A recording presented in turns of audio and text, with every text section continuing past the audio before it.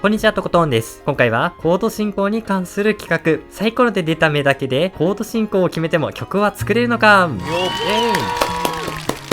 ということで企画名のままなのですが、今回は某協力者によって仕入れたサイコロを使った完全ランダムなコード進行でそれぞれ曲を作ってもらい、ちゃんと曲になっているかを判定していきましょうという企画です。はい。今回は皆さんの取れる作業時間とかも考えて4小節4つのコード、つまり1小節1コードですね、はい、出た目のダイアトニックコードのみを使って曲を作ってもらいます、C メジャーに限定というルールでやってみましょう、はい、C メジャー4小節4つのコードです。これは統一ですね。はい OK です。はい。というルールでやってみましょう。ジャンルはそれぞれやりやすいジャンル、好きなジャンル。はい。ということで、セブンスやテンションは載せて OK なんですが、他のコードの置き換えは NG とします。はい。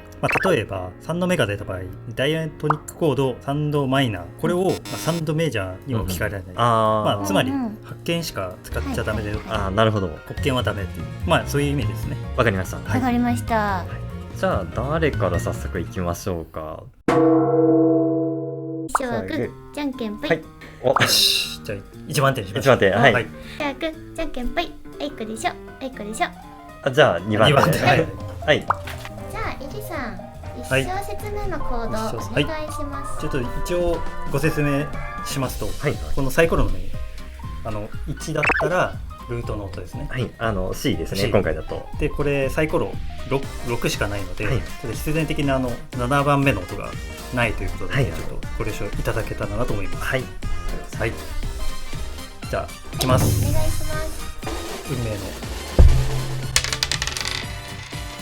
6。イエーイ。めっちゃマイナースタートですよ。いいの弾いてる。じゃあ次とことさん。はい。お4。4いいな。4エモい感じから始められるん来てるんじゃない。じゃあラストいきます。はい。おお6、同じ。まあもういいんじゃん。なるほど。いい感じ。6。じゃあ2周目いきましょう。第2小節。はい。お1位。ちょっと待って。まあ展開のしようがありますからね。まだね。じゃあとことさんの2小節目は。はい。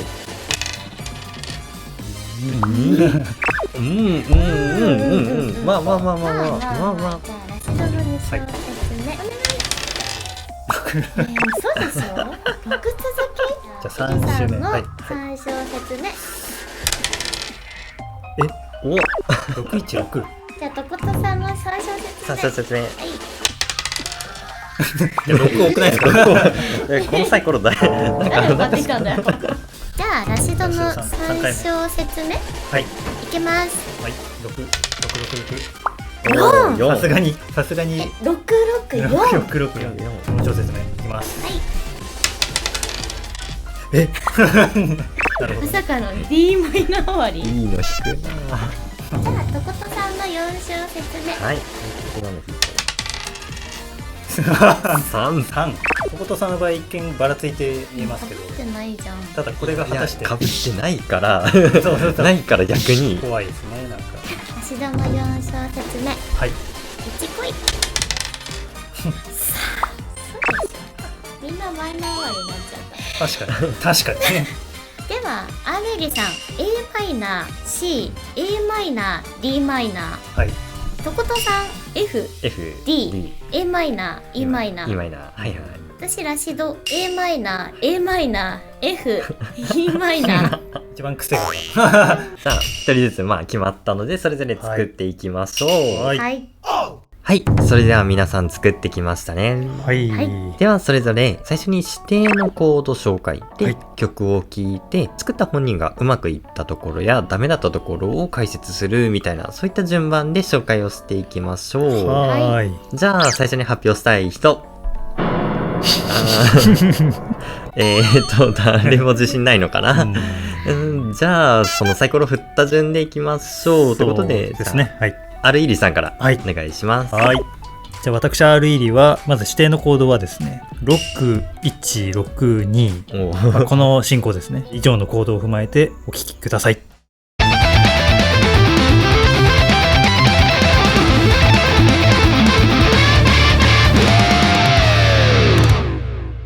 はいという感じです。おーめっちゃかっこいいですね。すごいギターが。最初にお断りしたいことがありまして、はいはい6162じゃないですか、はいはい。4小節って話だったじゃないですか。これよく聞くと5小節の頭で終わってるちょっとそこだけちょっとズルをしたわけではないですけど、ちょっと終わり感がやっぱ欲しかったなんかもうちょっとこうするしかなかったみたいなはちょっとお許しいただきたいですうまくいったところとダメだったところですかね、スタートが6だったんで、はいはいはい。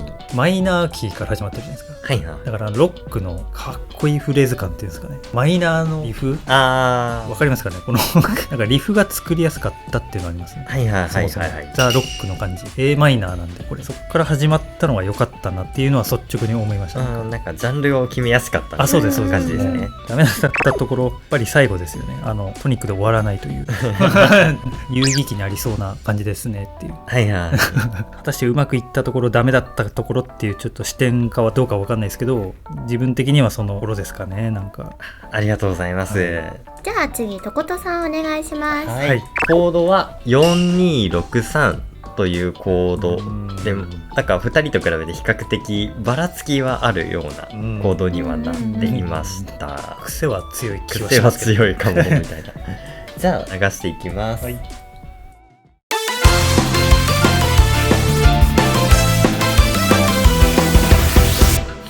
こんな感じです。おーどっかで聞いたことあるフレーズな気はするんですけどありがとうございます。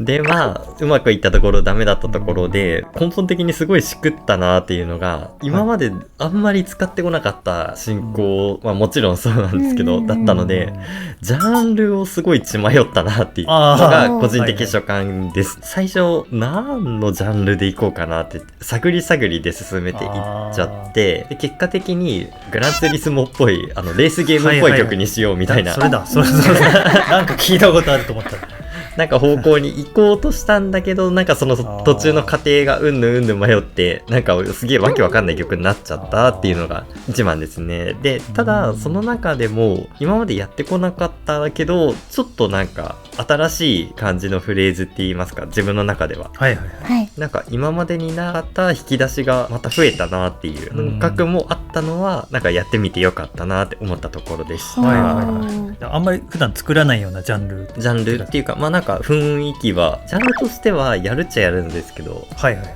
メロの運びとかがなんか自分の中ではちょっとあんまり使ってこなかったなっていう雰囲気でしたね。コードからこれ指定されてますもんね。そうなんですよね。そもそも自分実は逆なんで、いつもメロつけてからコードなんで、そこが結構新鮮でしたね。はいはい。じゃあ最後ラシドさんお願いします。はい。はい。私の指定のコードは6643です。ではお聞きください。はい。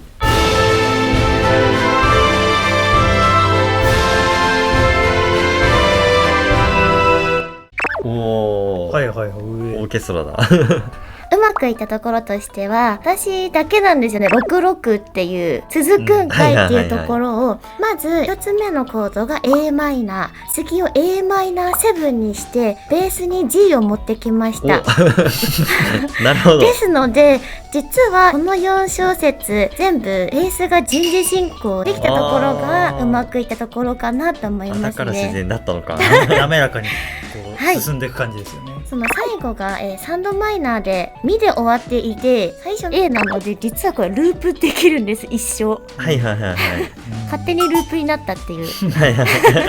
そこは良かったね。確かに6と3って確かにC メジャーキーで考えたらド A ミナントのにドミナントが E なので、はいエンドレスループがエンドレスできましたね。ありがとうございます。皆さんめちゃくちゃ苦労したり試行錯誤したりという結果になったわけですが、一体なぜこのような事態が起きてしまったのでしょうか。それにはコードが持つ役割、隣り合うコードの関係性が関わるからです。まずは皆さんも聞いたことがあるかもしれません。トニック、ドミナント、サブドミナント。ダイアトニックコードを分けると、1度が明るいトニック、2度マイナーが暗めのサブドミナント、3度マイナーは置いておいて、4度は明るいサブドミナント、5度がドミナントで、6度マイナーが暗めのトニック、7度マイナーのフラット5はドミナントとなります。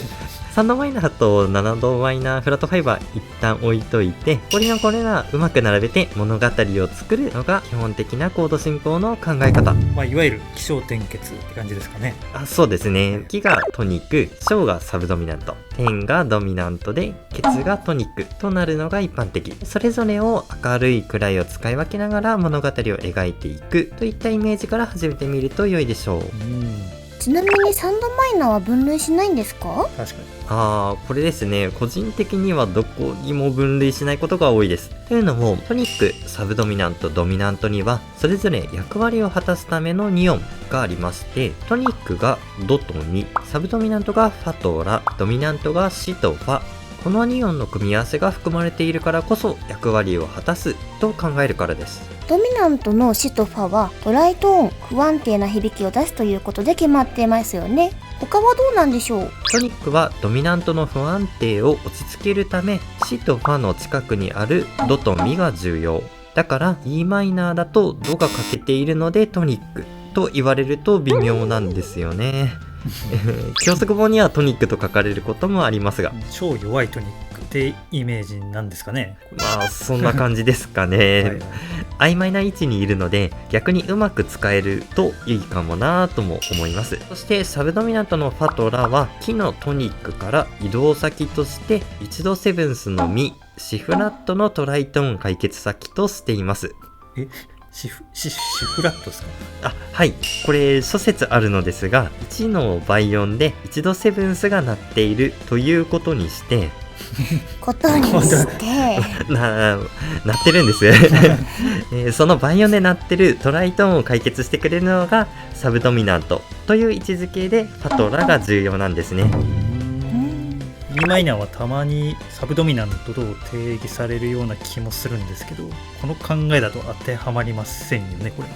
そうですね。無理やりどこかに当てはめない方がいいんじゃないかなというのがとことの見解です。はい。話が若干それましたが、こうした音楽的な起承転結をサイコロによってめちゃくちゃにされたのが今回の範囲ですね。本当に出た時の、ね、絶望感っていうのはすごいすごかったですね。本当に。で、さらにもう一つ重要な要素の弱進行と強進行という概念も今回大きく関わってきます。進行って強い弱いってあるんですか、これ？そうなんです。言葉を変えると進行感がある、ないといった違いです。一番押さえておきたいのが淀上行。この進行がめちゃくちゃ躍動感あると覚えておきましょう。先ほど倍音の下りで話したようにトライトーンを解決してくれるとか同音の行き先とかいろんな考え方ができるのですが、とりあえず淀上行は最強と覚えておきましょう。はい。その他の分類はこの図の通り。ただ実用性があるのはこちらの考え方かな。正直3度下降に進行感あるかと言われると微妙ですしね。この辺は感覚で覚えていった方がいいですよね。ですね。言葉だけで理解するの結構きついですよね。響きを聞いた時の感覚を覚えておくのが大切ですね。例えば今回の曲だとここが2から6で6から3と、なっているので進行感かなり弱めなところが難しいんですよね。でも逆に自分淀加工はよく使ってるかもしれない。無意識なんですけど好きだからっていうのもあるんですけど、洋楽っぽい曲作る時とかこんな感じでやってるかもしれないですね。